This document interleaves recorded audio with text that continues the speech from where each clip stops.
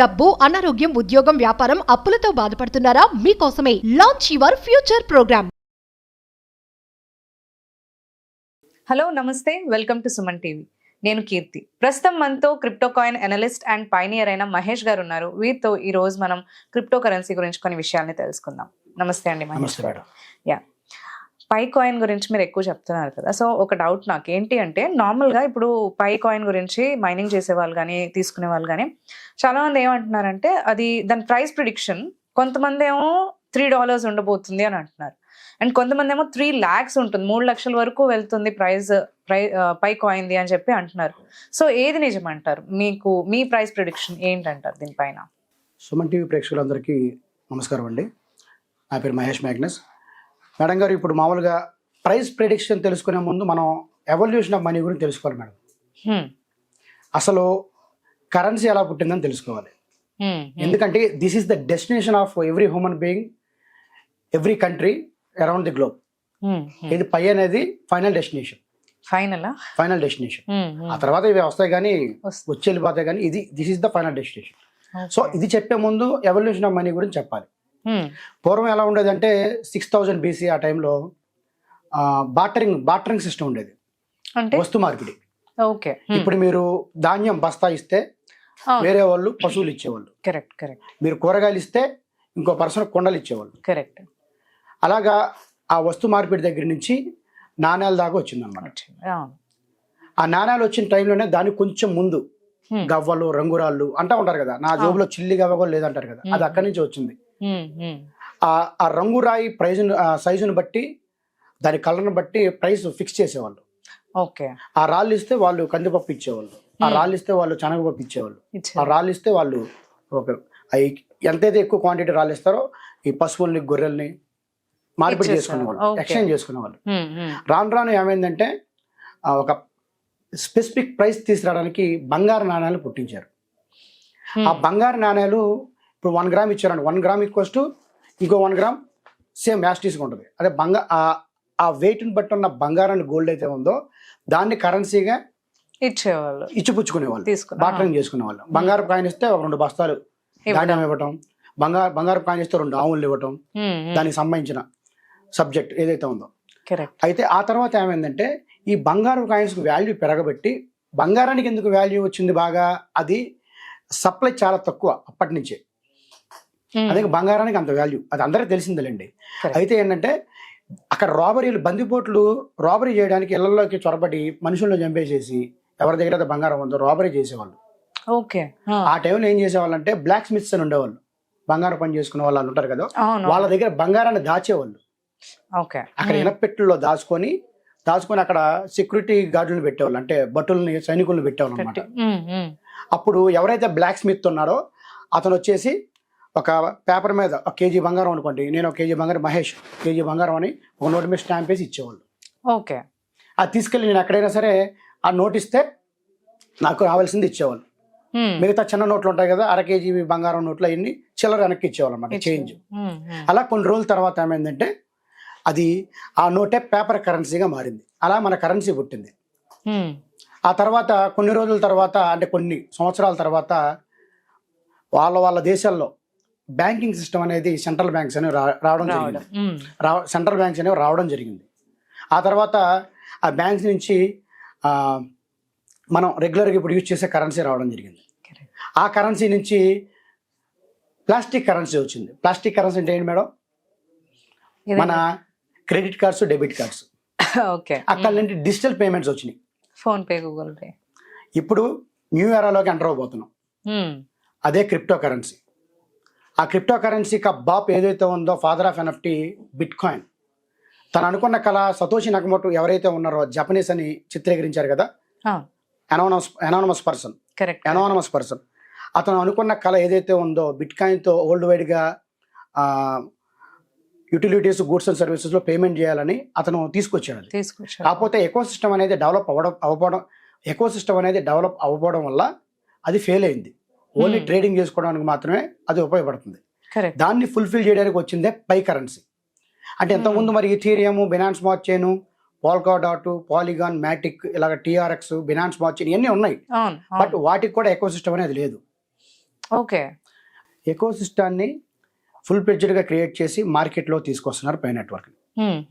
అయితే ఇప్పుడు price prediction ఏదైతే ఉందో పై నెట్వర్క్ది ఒక్కొక్కళ్ళు ఒక్కోలా అంటున్నారు మేడం. అవును. ప్రైస్ ప్రిడిక్షన్ గురించి ముందు మాట్లాడుకునే ముందు ప్రతి ఒక్కళ్ళు 100 బిలియన్ సప్లై ఉంది. 100 బిలియన్ అంటే ఎంత? 10,000 కోట్ల కాయిన్లు. 10,000 కోట్ల కాయిన్లు మార్కెట్లోకి వస్తే అది కనీసం ₹1 కూడా ఉండదు అంటున్నారు అందరూ. అవును. కొంతమంది మార్కెట్లో అంటే ఇంతకుముందు పందా ఎలా ఉండేదంటే మార్కెట్లో ఎక్కువ సర్క్యులేటింగ్ సప్లై ఉంటే డిమాండ్ అనేది తక్కువ ఉంటుంది అని ఒకటి ఉంది. కరెక్ట్. కానీ వాటికి విరుద్ధంగా పై నెట్వర్క్ వస్తుంది. సప్లై 100 బిలియన్ కాయిన్స్ అని అంటున్నారు. Okay, correct. కాకపోతే సర్క్యులేటింగ్ సప్లైలోకి ఎంత వస్తున్నాయో మనం చూసుకోవాలి.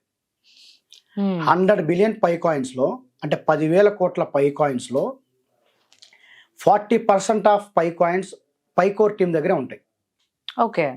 60 బిలియన్ పై కాయిన్స్ ఏవైతే ఉన్నాయో పైనీర్స్ బేస్ మైనింగ్ రేట్ ద్వారా వచ్చే కాయిన్స్, అలాగే రిఫరల్ రివార్డ్స్, లాకప్ రివార్డు కింద పైనీర్స్ వాలెట్లోకి వస్తాయి.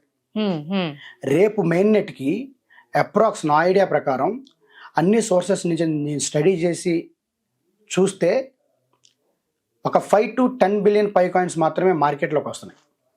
ఓకే. ఎన్ని కాయిన్స్లో? 10,000 కోట్ల కాయిన్స్లో ఒక 1,000 కోట్లు మాత్రమే బయటకు వస్తున్నాయి. 10,000 కోట్లలో 1,000 కోట్లు బయటికి వస్తున్నాయి. ఎందుకంటారు అలా? ఎందుకంటే చాలా వరకు పైనీర్స్ మైనింగ్ చేసిన కాయిన్స్ పై కాయిన్స్ ఏవైతే ఉన్నాయో అవి లాకప్లో ఉంటున్నాయి. ఆ లాకప్ 2027లో రిలీజ్ అవుతున్నాయి. ఓకే. ఓకే. మళ్ళీ ఇప్పుడు ఈ పై కాయిన్స్ మళ్ళీ ఎక్స్చేంజెస్లోకి వెళ్ళాలి. ఓకే. డియాప్స్ తీసుకొస్తున్నారు, డియాప్స్లోకి వెళ్ళాలి. డియాప్స్ అంటే goods and services, e commerce వెబ్సైట్లు, ఫ్లైట్ టికెట్లు బుక్ చేసుకోవడానికి, మనకి ఏదన్నా మొబైల్స్, ల్యాప్టాప్స్, ఇయర్ ఫోన్స్ ఏవైతే ఉంటాయో మన గ్రాసరీస్ అన్ని బుక్ చేసుకోవడానికి యాప్స్ రెడీ అవుతున్నాయి. అలాగే ప్రతి ఈచ్ అండ్ ఎవ్రీథింగ్ ఆన్లైన్లో దొరుకుతుంది. ఓకే. ఆ ఎకో సిస్టంలో క్రమేపీ దాని పర్చేసింగ్ అన్ని పెరుగుతాయి, వైడ్లీ యూజ్ చేస్తారన్నమాట క్రిప్టో కరెన్సీని, పై కాయిన్ని. సో వచ్చే 10 బిలియన్ కాయిన్స్ ఏవైతే ఉన్నాయో అవి సరిపోవట్లేదు కదా, అసలు సరిపోవు. అప్పుడు ప్రైస్ ఎలా ఉంటుందో ఎవరైతే నెగిటివర్స్ ఉన్నారో వాళ్ళకే వదిలేస్తున్నారు. ఓకే, మిగతా క్రిప్టో కరెన్సీ కేసెస్లో ఆ ఆస్పెక్ట్లో చూసుకుంటే ఎక్కువ సప్లై ఉంటే డిమాండ్ ఉండదు, వాళ్ళన్నా ₹1 కూడా రాదు. కానీ ఇక్కడ ఎకో సిస్టమ్ ఉంది మనకి, అక్కడ ట్రేడింగ్ జరగాల, ఇక్కడ ఎకో సిస్టంలో ఈ గూడ్స్ అండ్ సర్వీసులు యూజ్ చేసుకోవాలా. మళ్ళీ క్రమేపీ దాన్ని చూసి దానికున్న పాపులారిటీ చూసి ప్రతి ఒక్కళ్ళు పై నెట్వర్క్లోకి వచ్చి యాప్ మైనింగ్ చేసుకొని లేదా ఎక్స్చేంజ్లో కొనుక్కొని వాళ్ళ దగ్గర పై వాలెట్లో పెట్టుకుంటారా మళ్ళీ. కరెక్ట్. అప్పుడు సరిపోతుంది అంటారు మేడం సప్లై? అది మార్కెట్లోకి పై కాయిన్స్ మైనింగ్ అయ్యే కొద్దీ యూజర్స్ పెరుగుతూ ఉంటారుగా. అప్పుడు ఆ కాయిన్స్ జనాలందరూ సరిపోతాయండి. అంటే ఇది decentralised and block chain system.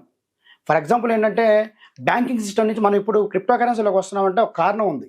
ఒక బ్యాంకింగ్ సిస్టమ్ని ఫర్ ఎగ్జాంపుల్ మన ఆర్బీఐ ఉందండి, దాన్ని హ్యాక్ చేయొచ్చు. మామూలుగా హ్యాకర్స్ ఉంటారు నైజీరియా నుంచి. కరెక్ట్. కానీ దీన్ని హ్యాక్ చేయడానికి కుదరదు. ఎందుకు కుదరదు అంటే ఇప్పుడు 100 కంప్యూటర్లు ఉన్నాయి. ఆ 100 కంప్యూటర్లో ఒక డేటాని ఒకళ్ళు దొంగిలించారు. ఆ 100 కంప్యూటర్లో ఉన్న డేటాని ఒక కంప్యూటర్ మాత్రం దొంగిలించారు, మిగతా కంప్యూటర్లో ఆ డేటా అలాగే ఉంటుంది, నిక్షిప్తమై ఉంటుంది.